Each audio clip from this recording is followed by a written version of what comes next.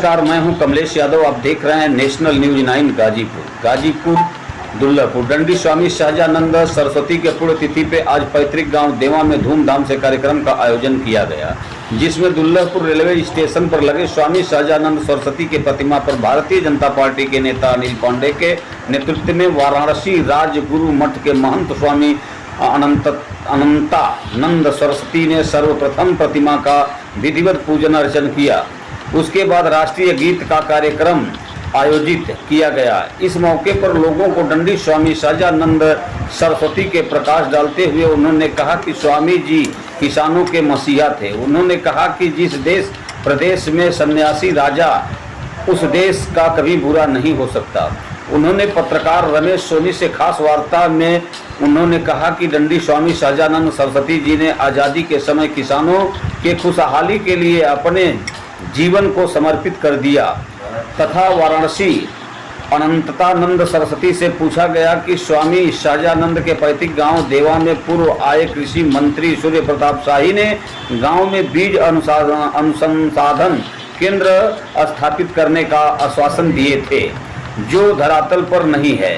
इस पर स्वामी अनंतानंद सरस्वती भड़क गए और पत्रकार को ही नसीहत दे डाली। उन्होंने कहा कि जब कृषि मंत्री आए थे तो हम भी मौजूद थे। उन्होंने कहा था, लेकिन आप लोगों ने कितना ध्यान दिया और 1 ईयर्स 2 ईयर्स में कितने बार लिखा।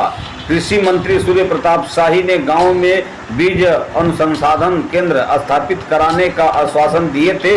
उन्होंने कहा कि क्षेत्र में कितने फ्रीडम फाइटर हैं, उनके बारे में कितनी जानकारी रखी गई है। उन्होंने कहा कि हम आप सबको प्रश्न पूछने से पहले प्रश्न के योग्य बनना चाहिए। उन्होंने कहा कि भारतीय संस्कृति को गंदा किया गया, सभी लोगों को जागरूक होने की जरूरत है।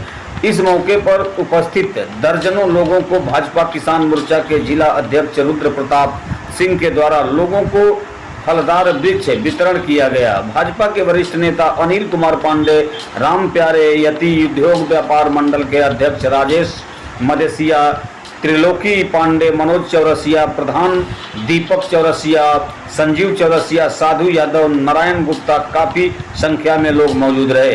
गाजीपुर से कमलेश यादव की रिपोर्ट। आज स्वामी सहजानंद की पुण्यतिथि है सर, इस पर क्या कहना चाहेंगे? स्वामी सहजानंद सरस्वती जगत गुरु जी भगवान कवि शंकराचार्य परंपरा के आज़ादी के आंदोलन के समय के शंकराचार्य पद प्रतिष्ठित होते हुए भी एक सन्यासी के नाते और भारत माता के आज़ादी के लिए जो उन्होंने संघर्ष किया है, निश्चित मानिए उस संघर्ष के फलीभूत हमारे प्रधानमंत्री के द्वारा जो आज़ादी का अमृत महोत्सव मनाया जा रहा है 1 वर्ष, ये जो इस वर्ष पूर्ण होगा, उसमें जो आज पुण्यतिथि के निमित्त कार्यक्रम किया गया वह अद्भुत और अवर्णनीय है। इसलिए क्योंकि स्वामी जी के पुण्यतिथि पर हमारे भारत के उत्कर्ष के लिए देवा की भूमि पर जो हमारे पांडे जी के द्वारा, इनकी टीम के द्वारा, व्यापार मंडल के द्वारा जो ग्लोबल वार्मिंग के अगेंस्ट जो आज वृक्षारोपण के लिए वृक्षों का दान किया जा रहा है, आप देखे भी हैं और लिए भी हैं। ये स्वामी जी के संकल्पित और संकल्पनाओं के भारत निर्माण की एक शुरुआत है और आने वाले समय में और विशेष आपको भारत के अंदर जो उन्होंने कल्पना की थी किसानों के लिए, भारत के वातावरण परिदृश्य के लिए, भारत के सांस्कृतिक विकास के लिए, तो आपको सभी चीज़ें मूर्त होती हुई दिखाई। अभी पिछली बार देखा जाए तो कृषि मंत्री सूर्य प्रताप शाही जी देवा में आए थे, यहाँ पर कई ऐसे चीज़ स्वामी सहजानंद के नाम पर देने के लिए वादा किए थे, अब तक वो सब धरातल पर नहीं दिखाई दे रहा है। चूँकि मैं भी था उस मंच पे और जो भी उन्होंने कहा है, आप निश्चित मानिए कि नेतृत्व को दोष देने से बेहतर है कि हमने कितना फॉलोअप किया। क्या आप मुझे बता सकते हैं? आप पत्रकार हैं, आप पत्रकारों ने अगर इन बिटवीन 1 ईयर्स या 2 ईयर्स जब भी उन्होंने घोषणा की थी, क्या आपने कभी इस विषय को लिखा कि सूर्य प्रताप शाही जी ने ये घोषणा की थी और देवा में वो कार्य हुआ या नहीं हुआ?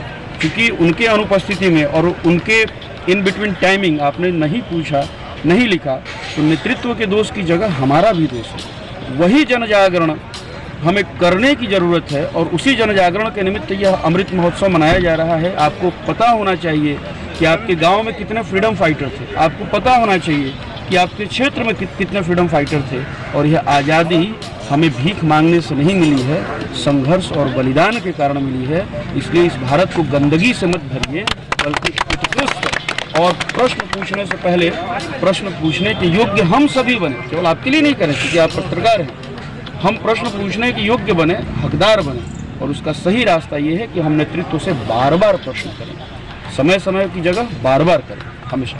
धन्यवाद। महादेव।